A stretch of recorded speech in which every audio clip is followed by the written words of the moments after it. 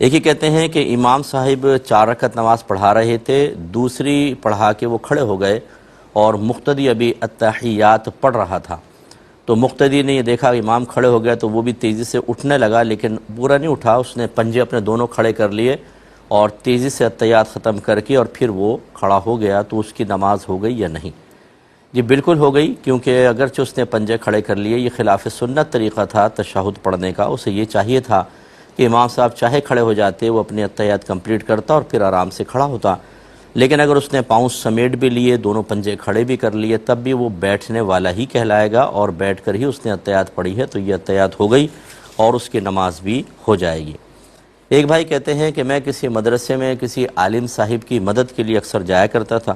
وہاں کچھ چھوٹے بچے بدمعاشی کر رہے ہوتے تھے تو میں ان کو مار دیا کرتا تھا، تو کیا یہ میرے لیے جائز تھا؟ اور اگر نہیں تھا تو اب مجھے یاد نہیں کہ میں نے کس کس کو مارا تھا، تو کیا حکم شرع ہوگا؟ دیکھیں، آپ کے لیے بالکل جائز نہیں تھا، نہ آپ باپ تھے، نہ آپ بڑے بھائی تھے، نہ آپ استاد تھے، تو آپ کیسے بچوں کو مار سکتے ہیں؟ اگر بچے بدمعاشی کر بھی رہے تھے، اور بدمعاشی بچے نہیں کریں گے تو کون کرے گا؟ بدمعاشی من شرارتیں،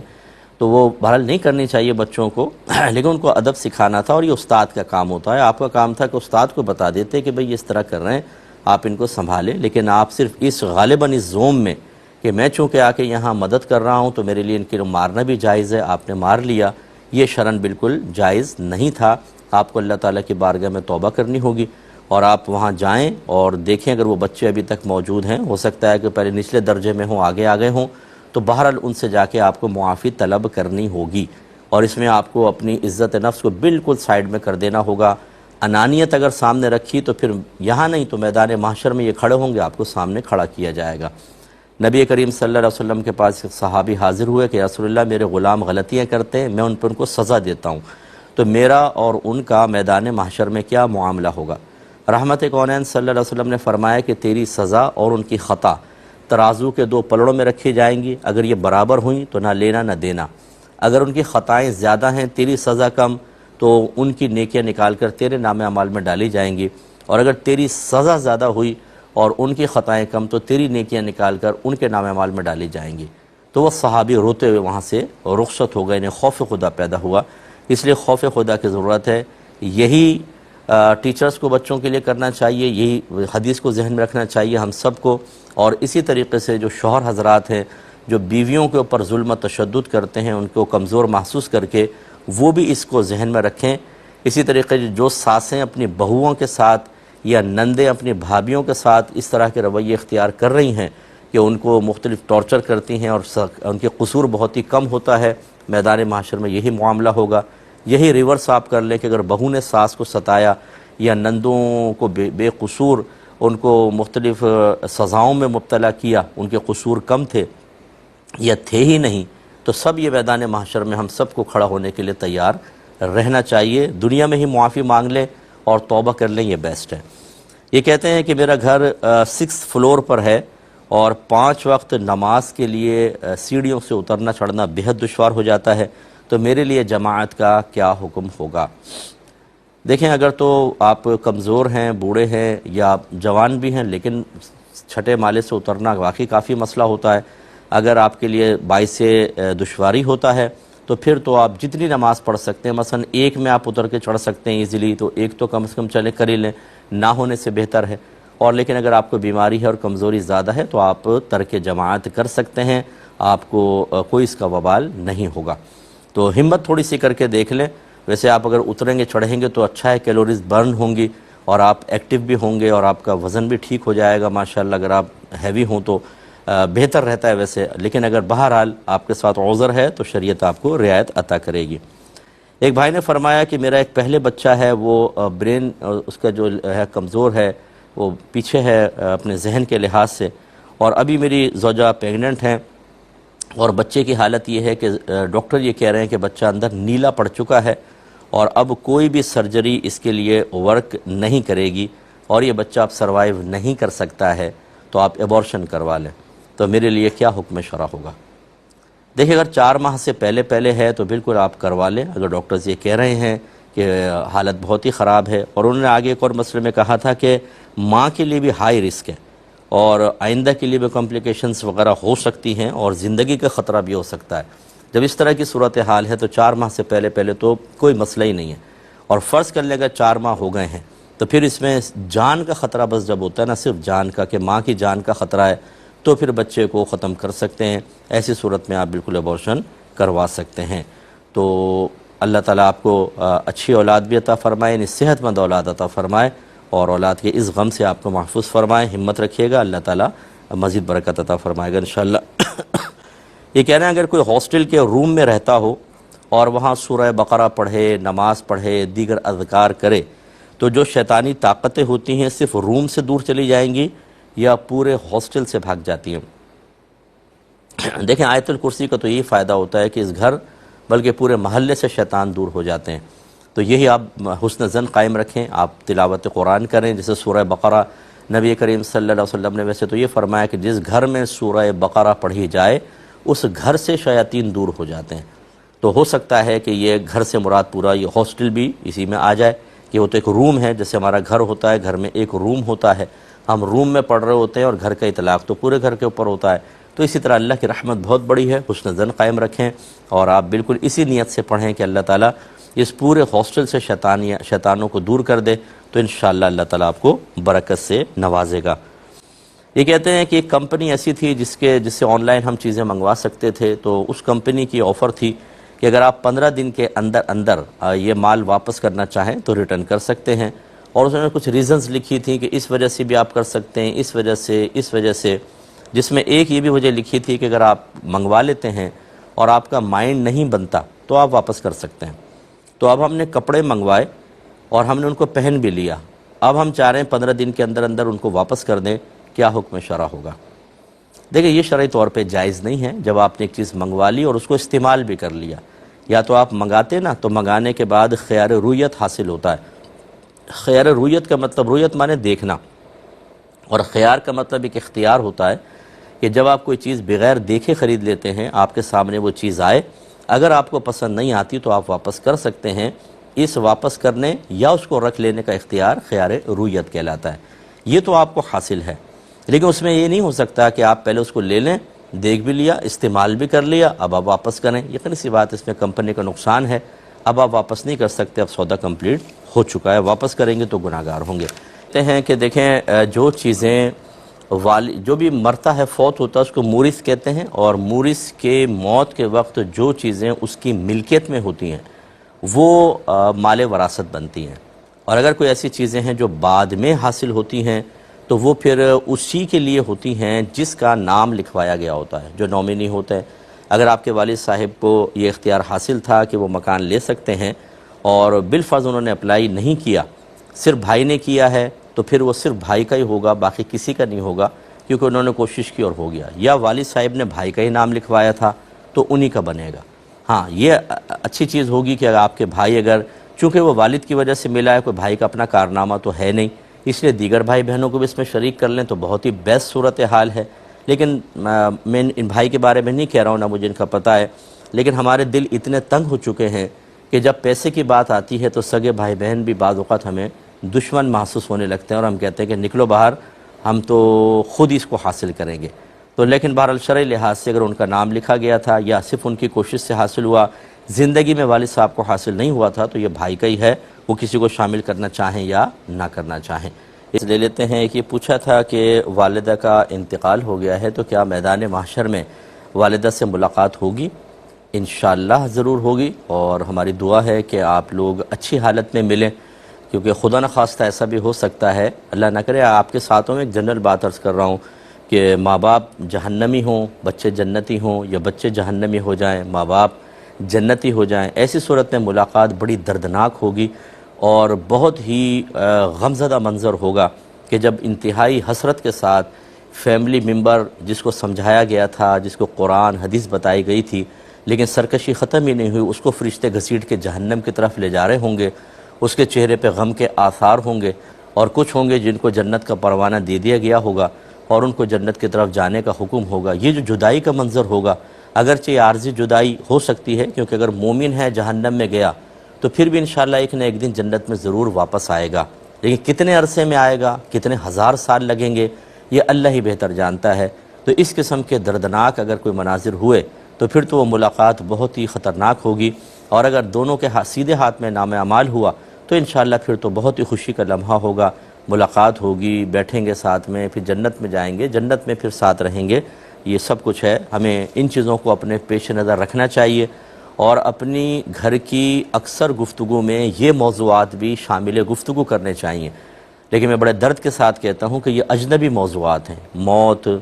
قبر، میدان محشر، حساب و کتاب، پل صراط، جنت، دوزخ، ایمان کا ضائع ہو جانا، یہ چیزیں ہمارے گھر میں اب موضوع بحث نہیں ہوتی ہیں۔ دنیا کے مشاغل سے بچیں، فضولیات سے فارغ ہوں تو پھر ان کو دیکھیں گے نا۔ اگر کوئی موت کا ذکر بھی کر دے تو ہمارے گھر کی عورتیں پریشان ہو جاتی ہیں، ارے بھائی کیا تم نے موت کا ذکر کیا، مارو گے کیا کسی کو؟ یعنی موت کے ذکر سے مر جائے گا آدمی۔ یہ تو ہمارے ایمانیات کا حال ہے۔ اور موت سے اتنے خوفزدہ کیوں ہیں؟ حالانکہ مرنے کے بعد تو قبر میں نبی کریم صلی اللہ علیہ وسلم کی زیارت ہوگی، مومن کی روح کو تو عرش الہی کے پاس لے جایا جاتا ہے جہاں وہ سجدہ ریز ہوگی۔ جو مناظر آج تک آپ نے نہیں دیکھے، جیسے فرشتے ہیں اور آسمان سے چیزوں کا نزول، یہ سارے پردے ہٹ جائیں گے، اتنے عجیب و غریب مناظر آپ کو نظر آئیں گے۔ کیوں موت کی تمنا نہیں کرتے؟ اس کی وجہ یہی ہے، ہم موت کو ناپسند کیوں کرتے ہیں؟ ہمارے کارنامے،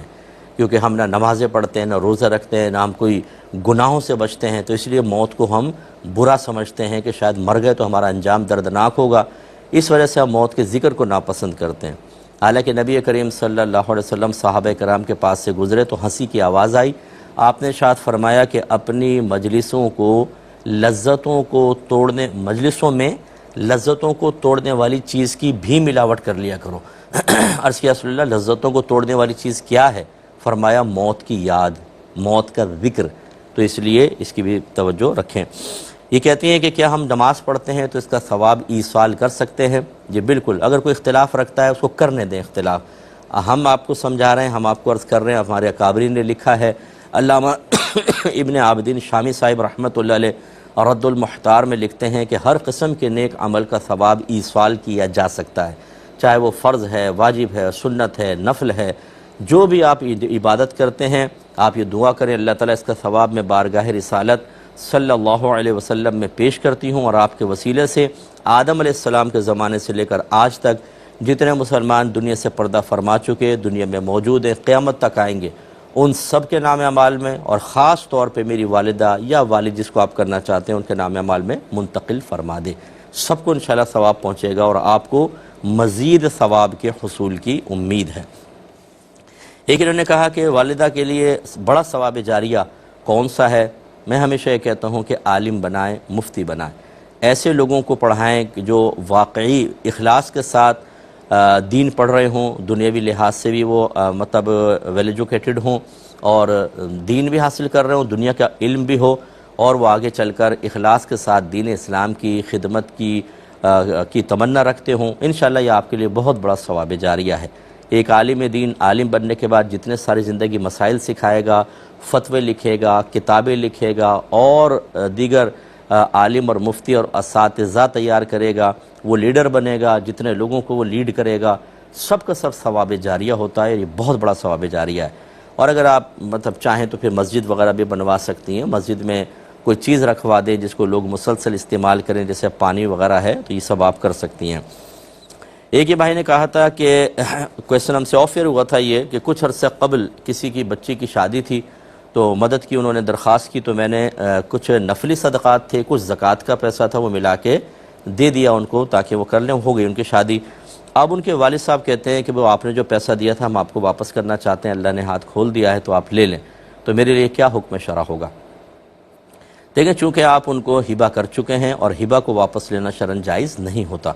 ٹھیک ہے نا؟ اور یہ بھی نہ کہیں کہ میں نے زکوٰۃ دی تھی، عزت نفس مجروح ہوگی، تو آپ ان کو کہیں کہ نہیں بس یہ میرے لیے سعادت کی بات ہے۔ اگر آپ واقعی ایسی فیلنگ رکھتے ہیں تو کہیں ہمارے گھر کی بچی تھی، چلیں میں نے دیا تو میرے لیے بھی ثواب جاریہ ہوگا، آپ اس کو رہنے دیجئے اور کسی کام میں استعمال کر کے ان کو ٹال مٹول کر دیں، لیکن آپ واپس نہیں لے سکتے ہیں۔ اور دیا ہوا صدقہ بھی واپس نہیں لینا چاہیے، نبی کریم صلی اللہ علیہ وسلم نے اس سے منع فرما دیا۔ ایک اسکول ٹیچر ہیں، وہ کہتے ہیں کہ یہ میل ٹیچر ہیں، یہ کہتے ہیں کہ ہمارے اسکول میں ایسا گاؤن دیا جاتا ہے جس کو پہن کر آپ کو بچوں کو پڑھانا ہے یا پروگرام وغیرہ میں شرکت کرنی ہے، جس میں ریشم کا گمان ہوتا ہے، تو ایسے گاؤن کا پہننا کیسا ہے؟ دیکھیں اب خالص ریشم کا کپڑا جو ہے نا وہ تو بہت ہی مشکل ہے کہ ملے، کیونکہ بہت ہی زیادہ مہنگا ہوتا ہے۔ اکثر ایسا ہوتا ہے ان کپڑوں کے اندر ریشم کی ملاوٹ ہوتی ہے، تو اگر ریشم کی ملاوٹ ہو تو وہ کپڑا پہننا مرد کے لیے جائز ہے، اس میں ممانعت نہیں ہے۔ منع صرف وہ ہے جہاں خالص ریشم ہو اور آپ اس کو استعمال کریں، اسے نہیں پہن سکتے۔ باقی اگر ملاوٹ والا ہے تو بالکل آپ اس کو یوز کر سکتے ہیں۔ ایک یہ کویسچن ہم سے کیا گیا تھا کہ ایک امام صاحب ہیں، جمعے کی نماز پڑھا رہے تھے تو ان کو یاد نہ رہا، وہ آہستہ قرات کرنے لگے، سری قرات، تو مقتدی نے ان کو لقمہ دیا، تو اب امام ان کا لقمہ لے یا نہ لے، یا سری جاری رکھے، اور اگر لے لیا تو نماز ہو جائے گی یا نہیں، اور کیا یہ لقمہ لینے کا واقعی محل تھا یا نہیں تھا؟ تو جی بالکل، اگر امام سری جہری نماز میں سر کرنے لگے تو مقتدی کو چاہیے کہ وہ لقمہ دے، اور لقمے کا طریقہ یہ ہے، یعنی لقمے کا مطلب ہوتا ہے یاد دلانا کہ آپ کوئی غلطی کر رہے ہیں، یاد کیجئے، تو یہ سبحان اللہ، الحمدللہ، اللہ اکبر کہہ دیں، تو یہ زیادہ تر سبحان اللہ کہہ دیتے ہیں تو امام ہوشیار ہو جاتا ہے کہ پیچھے سے سبحان اللہ کہہ رہے ہیں، ضرور کوئی نہ کوئی خطا ہوئی ہے، اور پھر یہ ہوتا ہے کہ فوراً ایک دم انتقال ذہن اپنی خطا کی طرف ہو ہی جاتا ہے۔ تو یہ بالکل محل ہے، جہری چونکہ نماز ہے تو جہر کرنی ہوگی قرات میں، تو لہٰذا مقتدی اگر ان کو لقمہ دے گا اور امام صاحب نے قبول کر لیا تو لقمہ دینا بھی ٹھیک، امام کا لینا بھی ٹھیک، نماز بالکل جائز ہوگی۔ ہاں یہ ضرور ہے اگر سر کے اندر ایک آیت کے برابر وہ پڑھ چکے ہیں آہستہ، اس کے بعد جہر کی طرف آئے تھے تو آخر میں سجدہ سہو بھی کرنا ہوگا۔ اور اس میں عوام الناس کے لیے سمجھانے کے لیے عرض کر دیتا ہوں کہ اگر نماز میں کوئی ایسا عمل کریں کہ جس کو دور سے دیکھنے میں ایسا لگے کہ یہ شخص نماز میں نہیں، اسے کہتے ہیں عمل کثیر، اور اگر ایسا ہے کہ شک پڑے پتہ نہیں ہے یا نہیں تو اس کو کہتے ہیں عمل قلیل۔ عمل قلیل سے نماز فاسد نہیں ہوتی، عمل کثیر سے ٹوٹ جاتی ہے۔ اور یہ سیکھنا سکھانا جو لقمہ ہوتا ہے نا، یہ حقیقتاً تعلیم و تعلم ہے، ایک مقتدی سکھا رہا ہوتا ہے، امام اس سے لے رہا ہوتا ہے، بالکل تعلیم و تعلم والا معاملہ، اور عمل کثیر ہے، لہٰذا عمل کثیر سے نماز فاسد ہوتی ہے۔ اب جہاں سخت ضرورت ہوتی ہے وہاں تو اس کی اجازت ہوگی، اگر سخت ضرورت نہ ہو تو پھر یہ عمل کثیر ہونے کی بنا پر فساد نماز کا سبب بنے گا۔ اب یہاں چونکہ ضرورت تھی تو نماز فاسد نہیں ہوگی۔ کہ بینک میں سیونگ اکاؤنٹ کے اندر پیسہ رکھوانا کیسا ہے؟ دیکھیں جو اسلامک بینک والے ہوتے ہیں نا، یہ سیونگ اکاؤنٹ کو مداربہ اکاؤنٹ کہتے ہیں، اور مداربت کا مطلب یہ ہوتا ہے کہ ایک طرف سے پیسہ اور دوسری طرف سے محنت، ٹھیک ہے نا؟ اگر میں کسی شخص کو کہوں کہ یار میں کام نہیں کر سکتا ہوں، ٹائم نہیں ہے، پیسہ ہے، تمہارے پاس تجربہ ہے، تم میرا پیسہ لو اور تجارت کرو، اور جو پروفٹ ہوگا اس میں اتنا پرسنٹ آپ کا، اتنا پرسنٹ میرا، یہ کہلاتا ہے مداربہ۔ تو یہ جو اسلامک بینکنگ ہوتے ہیں، بینکنگ والے ہیں، یہ سیونگ اکاؤنٹ کو مداربہ اکاؤنٹ کہتے ہیں، یعنی اس میں جو آپ پیسہ رکھوائیں گے وہ اس کو کاروبار میں انویسٹ کریں گے، اس سے جو پروفٹ حاصل ہوگا وہ پر منتھ آپ کو پروفٹ کے طور پر دیں گے، اگر ہوگا تو، اگر نہیں ہوگا تو نہیں دیں گے، لاس ہوگا تو پھر اس میں آپ کو لاس کا بھی بتائیں گے، وہ پورا آپ کو سمجھا دیں گے۔ تو یہ بہرحال شرعاً جائز ہے، آپ بالکل کر سکتے ہیں، بشرطے کہ واقعی وہ اسلامک بینک ہو۔ بعض لوگ نام اسلام کا استعمال کر رہے ہیں لیکن اس کی جتنی بھی ٹرمز ہیں، کنڈیشنز ہیں، وہ سب کے سب خلاف شرع ہیں، اس لیے تھوڑی سی احتیاط کر لی جائے۔ بہتر یہ ہے کہ جو اسلامک بینک ہوتے ہیں ان میں بعض مفتی صاحب ایز اے شرعی ایڈوائزر موجود ہوتے ہیں، ان کے ہیڈ آفس وغیرہ میں ہوتے ہیں، آپ ان سے کانٹیکٹ کر لیں، ان سے پوچھیں کہ بھئی یہ پروڈکٹ جو ہے آپ کی نظر سے گزر چکی ہے، میں اس میں انویسٹ کر سکتا ہوں، وہ کہیں یس تو پھر آپ بالکل کر لیں، کیونکہ شریعت نے ہمیں اسی کا مکلف بنایا ہے، یعنی عوام کو، فَاسْأَلُوا أَهْلَ الذِّكْرِ إِن كُنتُمْ لَا تَعْلَمُونَ، اگر تم نہیں جانتے تو اہل علم سے کویسچن کرو۔ تو بس آپ نے اہل علم سے پوچھ لیا، انہوں نے اجازت دے دی، اب آپ بالکل انویسٹمنٹ کر سکتے ہیں، اس میں کوئی حرج نہیں ہوگا۔ کہ علماء کہتے ہیں کہ پیشہ ور بھکاریوں کو کچھ نہیں دینا چاہیے، لیکن بعض اوقات ہم جیسے کوئی سموسہ وموسہ کھا رہے ہیں تو یہ بچے آ کے کھڑے ہو جاتے ہیں کہ ہمیں سموسہ دلوا دیں، اگر ہم پیسہ نہ دیں وہ سموسہ وغیرہ دلوا دیں تو کیا حکم شرع ہوگا؟ دیکھیں اصل مسئلہ تو ان کی حوصلہ شکنی ہے۔ آپ یہ دیکھیں کہ یہ ایسا مافیا ہے کہ اگر آپ ان کو دیتے ہیں تو ان کی یہ نسلوں کو تیار کر رہے ہیں، چھوٹے چھوٹے بچوں کو کئی گھنٹوں تک اپنے ساتھ کھڑا کر کے رکھتے ہیں، آپ واچ کریں، ذرا ویڈیو بنا لیں آپ، کئی گھنٹے، یعنی شروع سے ٹرینڈ کر رہے ہیں ان کو، یہ فقیر در فقیر رہیں گے، اور اتنا بڑا گناہ کبیرہ ہے یہ بلا ضرورت مانگنا، پھر اسی کو انتہا نہیں۔ تو بہرحال کچھ سنتے بھی ہوں گے میرا پروگرام تو یہ ناراض بھی ہوتے ہوں گے کہ مفتی صاحب ہمارے خلاف بول رہے ہیں، آپ کے خلاف نہیں، آپ کے حق میں بول رہے ہیں، کیونکہ آپ میدان محشر میں جب اللہ تعالیٰ کی بارگاہ میں پکڑے جائیں گے نا تو اس وقت پھر آپ کو ہمارے یہ جملے اتنے خوبصورت نظر آئیں گے کہ کاش ہم ان کو مان لیتے، اس لیے کہ میری بات نہیں تو اللہ کے نبی کی بات ہے۔ تو اس لیے بہرحال حوصلہ شکنی ہی کرنی چاہیے. ہم تو یہ کہیں گے ان کو کوئی چیز نہ دلائیں, پیسہ دیں یا کوئی چیز دلا دیں, بات تو ایک ہی ہے. پیشہ ور کو ہرگز نہ دیں, اپنے محلے میں لے لیں, اپنے محلے میں چلے جائیں. جو کوئی ایسا سفید پوش گھر نظر آئے جو بیچارے بچے افورڈ نہیں کر سکتے, ان کو جا کر دیں, یہ بیسٹ ہے, آپ کو ثواب بھی ملے گا. ان کو کھلانے پلانے کا کیا فائدہ, یہ مطلب پیشہ ور قسم کے لوگ ہیں, ان کو کھلانے کا مطلب حوصلہ افزائی, اور گناہ کے اندر حوصلہ افزائی کریں گے تو غیر محسوس طریقے سے بعض اوقات گناہ جاریہ شروع ہو جاتا ہے جس کا ہمیں احساس نہیں ہوتا. اس کو خیال کیجئے. ایک بچی کہتی ہے کہ میرے چہرے پر کچھ بال ہیں اور میں تھریڈنگ نہیں کرا سکتی, یوز نہیں کر سکتی ہوں, تو کیا میں ریزر یوز کر سکتی ہوں, میری شادی ہونے والی ہے. آج کل ایسے ریزرز آ رہے ہیں کہ اس سے کوئی شیو بڑی نہیں بڑھتی ہے بلکہ رواں ہی آتا ہے, یہ تو ہے,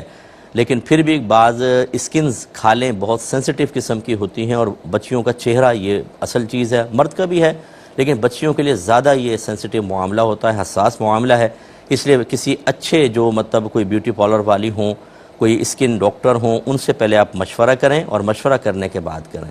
آپ وقتی طور پہ اس طرح کر کے شادی کے اندر تو خوبصورت نظر آ جائیں گی, اگر خدا نخواستہ بعد میں اس کے ایفیکٹ ہوئے تو یہ شوہر کی بے رغبتی کا سبب بن سکتی ہیں, اور آپ کے لیے پوری زندگی کا ایک مسئلہ ہو جائے گا. اس لیے سوچ سمجھ کر کریں.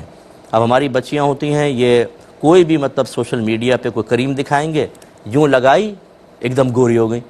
کہتی ہے اتنے جادو اثر. ارے بھائی وہ سب اپنی مارکیٹنگ کر رہے ہیں, آپ ایسا جادو کیسے ہو سکتا ہے. اب وہ الٹی سیدھی ہر طرح کی کریمیں یوز کر رہی ہیں, اور پھر ہمیں رزلٹ بھی جادو اثر چاہیے ہوتا ہے. ایک دن لگایا تو اگلے دن اٹھ کے منہ دیکھتی ہیں آئینے کے اندر کہ میں بالکل گوری چٹی ہو گئی کہ نہیں ہو گئی. وہ اگر نہیں ہوئی تو پھر دوسری کریم, پھر تیسری کریم,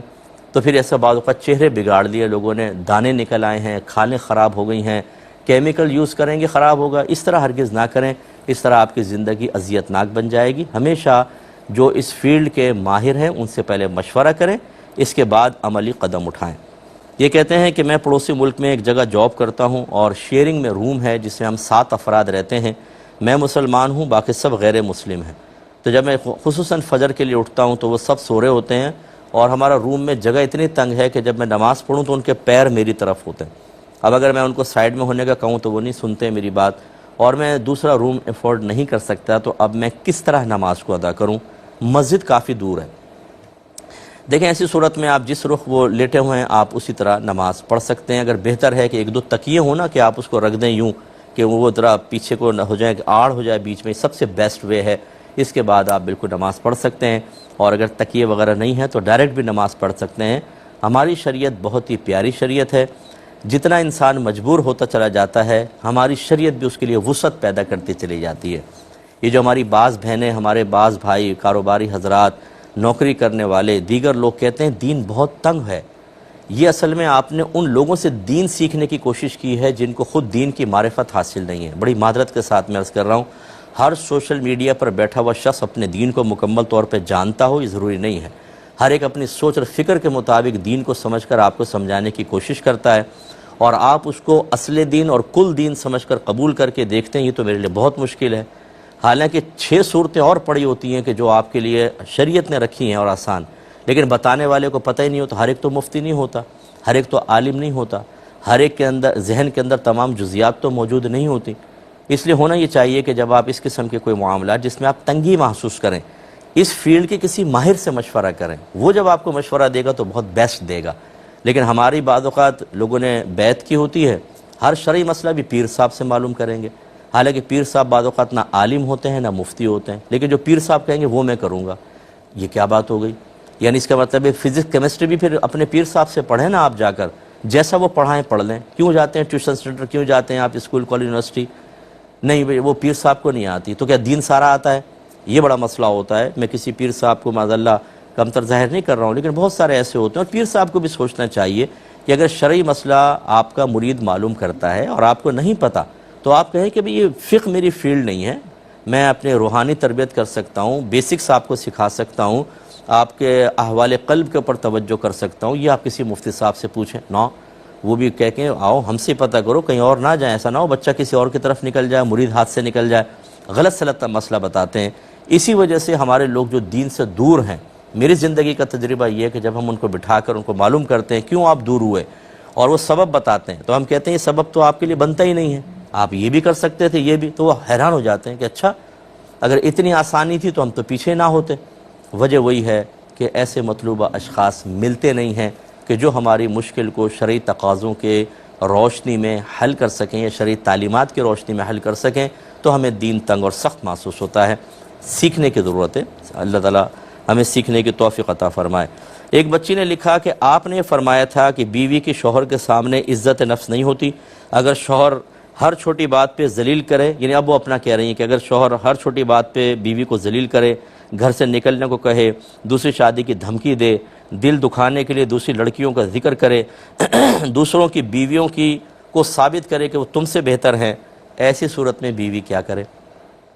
میری محترم بہنوں، ایک تو آپ لوگ الزام مجھ پہ اتنا سارا لگاتے ہیں، پتہ نہیں کیا کچھ سن کے آپ لوگ نتیجے نکال لیتے ہیں۔ میں نے کب کہا کہ بیوی کی شوہر کے سامنے عزت نفس نہیں ہوتی؟ میں تو شوہروں کو ڈانٹ ڈانٹ کے تھک گیا ہوں کہ بیوی کی بھی ایک عزت نفس ہوتی ہے، وہ کسی کی بہن ہے، وہ کسی کی بیٹی ہے، وہ آپ کے بچوں کی ماں ہے، وہ ایک انسان ہے، اس کی بھی ایک سیلف رسپیکٹ ہے۔ آپ اس کو ذلیل کر دیتے ہیں، بے عزت کر دیتے ہیں، گھر والوں کے سامنے، بچوں کے سامنے عزت اتار کے ہاتھ پہ رکھتے ہیں، بالکل غلط ہے۔ اگر آپ سمجھانا چاہتے ہیں بیوی کوئی غلطی ہے، الگ کمرے میں لے جائیں، تنہائی میں پیار محبت سے سمجھائیں۔ اگر وہ پیار محبت سے نہ سمجھے، پھر کوئی اور طریقہ اختیار کرنے کا سوچیں۔ تو یہ ایک تو بات آپ غلط فہمی رفع کر لیں، بیوی کی بالکل سیلف رسپیکٹ ہے، اس کی عزت نفس ہے، شوہر کو خیال کرنا چاہیے۔ دوسری بات یہ کہ میں شوہروں کے لیے گزارش کرتا ہوں، ایک نوجوان نبی کریم صلی اللہ علیہ وسلم کی خدمت میں حاضر ہوا کہ مجھے زنا کی اجازت دے دیں۔ صحابہ کرام جلال میں آئے کہ یہ کیسی اس نے بیہودہ بات کی۔ نبی کریم صلی اللہ علیہ وسلم نے فرمایا ٹھہر جاؤ، اس نوجوان کو بٹھایا اور فرمایا یہ بتاؤ اگر یہی کام کوئی تمہاری والدہ کے ساتھ کرے تم پسند کرو گے؟ کہا نہیں۔ فرمایا بیٹی کے ساتھ نہیں، بہن کے ساتھ نہیں، خالہ کے ساتھ نہیں، کئی رشتے سرکار نے گنوائے۔ پھر فرمایا تم جس کے ساتھ کرو گے وہ بھی تو کسی کی ماں ہوگی، وہ بھی کسی کی بیٹی، کسی کی بہن، کسی کی خالہ ہوگی۔ اس کے بعد میرے آقا صلی اللہ علیہ وسلم نے اپنا دست اقدس اس کے سینے پر رکھا اور اللہ تعالیٰ کی بارگاہ میں دعا کی، اللہ تعالیٰ اس کو زنا سے بیزار کر دے۔ وہ نوجوان کہتا ہے کہ جب میں نبی کریم صلی اللہ علیہ وسلم کے پاس آیا تھا تو زنا سے زیادہ کوئی محبوب شے نہ تھی، اور جب میں آپ کے پاس سے گیا تو اس سے زیادہ قابل نفرت چیز میرے نزدیک اور کچھ نہ تھی۔ بس یہ چیز آپ ذہن میں رکھیں۔ میں شوہر حضرات سے کہتا ہوں، جب آپ بیوی کو ذلیل کرنا چاہیں، مارنا چاہیں، اتنی اس کو ذہنی اذیت میں رکھنا چاہیں، آپ حاکم ہیں اس لیے، اگر اس کی جگہ آپ کی بہن ہوتی تو، اگر اس کی جگہ آپ کی بیٹی ہوتی اور یہاں داماد ایسا کر رہا ہوتا تو پھر آپ پسند کرتے اس کو؟ تو وہ بھی تو کسی کی بہن ہے، کسی کی بیٹی ہے، وہ آپ کے بچوں کی ماں ہے۔ کچھ خیال کریں۔ اور ابھی میں نے شروع میں آپ کو بتایا اور یہی میں نے عرض کیا تھا کہ جتنی آپ زیادتی کر لیں یہاں پہ تو شوہر حاکم ہونے کے زوم میں اور طاقت کے زوم میں، لیکن میدان معاشر میں کیا ہوگا؟ یہ بیوی کھڑی کی جائے گی اور آپ کو بھی کھڑا کیا جائے گا۔ جتنا یہ آپ نے ٹونٹنگ کی، جتنا اس کو ذہنی اذیت دی، جتنی بیچاری اس کے سکون کو آپ نے برباد کیا تھا نا، اس کا بدلہ آپ کی نیکیوں کی صورت میں دلوایا جائے گا۔ اور مجھے نہیں لگتا یہ عورت چھوڑ دے گی، کیونکہ میدان معاشر کا ماحول اتنا خطرناک قسم کا ہوگا۔ یہاں تک ایک روایت میں ہے کہ ایک بیٹے نے باپ کی نافرمانی کی ہوگی تو اللہ تعالیٰ بیٹے کی نیکیاں نکال کر باپ کے نام اعمال میں ڈالے گا، تو وہ باپ تمنا کرے گا کہ کاش اس نے میری اور زیادہ نافرمانی کی ہوتی تو میں اس کی کچھ اور نیکیاں لے لیتا۔ وہ خود غرضی کا دور ہوگا، اور ایسے دور میں، ایسے موقع پر جب آپ نے دنیا میں اس کو اچھی طرح ذلیل کر کے اپنے دل کی بھڑاس نکال کے نامعلوم کون سا سکون حاصل کیا تھا، میدان محشر میں آپ کو پتہ چلے گا کہ کیا ہوگا۔ اور ایسے ہی میں بہنوں سے بھی گزارش کرتا ہوں، مسکرانے کی ضرورت نہیں، آپ بھی مسکرا رہی ہوں گی، بہت ساری بہنیں اور اشارے کر رہی ہوں گی، جو ہماری بہنوں نے شوہروں کا ناک میں دم کر رکھا ہے، گریبان پکڑ لیتی ہیں، گالیاں بکتی ہیں، تھپڑ تک مار دیتی ہیں، اطاعت نہیں کرتی ہیں، وہ جائز کام بعد بھی کہے تو چڑھ کر آتی ہیں اور تلخ لہجہ رکھتی ہیں، چہرے پہ نگاہ پڑ جائے تو آدمی ڈر جائے، ایک دم خوفزدہ ہو جائے جیسے تھانے دار نہیں بیٹھی ہوئے گھر کے اندر۔ تو آپ کا بھی حساب ہوگا، آپ کو بھی کھڑا کیا جائے گا، اور جتنے ظلم و ستم آپ نے اس مظلوم آدم کے بیٹے پہ کیے ہیں، حوا کی بیٹی سے حساب ہوگا، اس لیے اچھی طرح اس کو بھی ذہن میں رکھا جائے۔ یہ بھائی نے کہا کہ ہمارے بعض رشتہ دار ایسے ہیں جو مخلص نہیں ہیں ہمارے ساتھ، وہ گھر میں آتے ہیں، میری بیوی کو میرے خلاف، والدہ کے خلاف کر کے چلے جاتے ہیں، ہماری بہنوں کو ماں باپ کے خلاف کر دیتے ہیں۔ تو ایسے لوگوں سے کیسا رویہ رکھا جائے، کیا قطع تعلق کر سکتے ہیں اور نمٹا کیسے جائے ان سے؟ تو بہرحال دیکھیں، پہلی بات تو یہ کہ کیا یہ صرف بدگمانی ہے یا حقیقت ہے؟ پہلے تو یہ دیکھا جائے۔ بعض اوقات ہم صرف سوچتے ہیں وہ پھپھو آئی تھیں، گئی ہیں، تب سے گھر میں جھگڑا ہو رہا ہے، وہ کچھ کر کے گئی ہیں، یہ نہیں چلے گا۔ اگر آپ واقعی سب سے پہلے تحقیق کریں، اگر آپ کو لگے کہ واقعی وہ فیڈنگ کر رہی ہیں، یہاں پہ کچھ کہہ کے جاتی ہیں، یہاں پہ کچھ کہہ کے جاتی ہیں، اس کا راز اس کو بتاتی ہیں، اس کا راز اس کو بتاتی ہیں، تو شرعی لحاظ سے ان کے شر سے محفوظ رہنے کا بالکل آپ کو حق حاصل ہے، اور آپ کوئی ایسا ثبوت حاصل کر لیں، کوئی آڈیو، کوئی ویڈیو وغیرہ، تاکہ ان کو دکھا کر یہ کہہ سکیں کہ بھئی ہم سے اب آپ نہ رابطہ رکھیں، آپ نے دیکھیں غلط کام کیے، آپ ہم سے دور ہو جائیں۔ خواہ مخواہ ویڈیو نہیں بنائی جاتی، خواہ مخواہ آڈیو ریکارڈ نہیں کرنی چاہیے، میں اس کی نہیں ترغیب دے رہا ہوں۔ جب آپ یہ سمجھتے ہیں کہ یہ فتنہ باز ہے، اور اگر ہم کبھی خاندان کے سامنے اس کی بات رکھیں گے تو فوراً جھوٹ بول کے الٹا ہمیں قصوروار قرار دے گا، اور اگر ہم اس کو آنے دیں تو گھر کا بیڑا غرق کر دے گا۔ ایسی صورت میں آپ کو اجازت ہوگی کہ آپ کوئی وائس ریکارڈ کر لیں، کوئی ویڈیو بنا لیں، تاکہ بطور ثبوت پیش کر سکیں، اور پھر ایسے لوگوں سے قطع تعلق کرنے میں شرعاً کوئی حرج نہیں ہے۔ قرآن خود کہتا ہے کہ الفتنۃ اشد من القتل، کہ جو فتنہ ہے یہ قتل سے بھی زیادہ شدید ہوتا ہے، اس لیے ایسے لوگوں کو دور کرنے میں کوئی حرج نہیں ہے۔